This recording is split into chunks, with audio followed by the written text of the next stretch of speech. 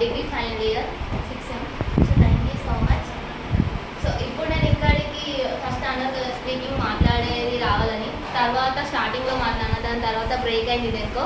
ఏ class వాళ్ళు ఇప్పుడు ఇక్కడ వచ్చి మాట్లాడినా. Thank you so much. అంటే వచ్చింది అంటే మాట్లాడడానికి థ్యాంక్ యూ. అన్నీ నేర్చుకున్నాం. ఇది కూడా నాకు కొత్తగానే ఇవన్నీ నేర్చుకున్నాం. ఇదైతే నాకు పక్కా యూజ్ అవుతుంది. Okay right. Thank you so much.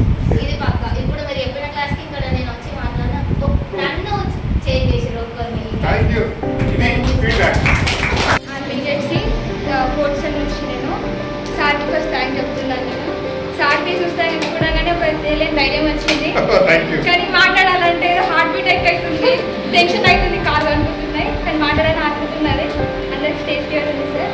Sir మాకు ఇవన్నీ చెప్పినందుకు చాలా థ్యాంక్స్.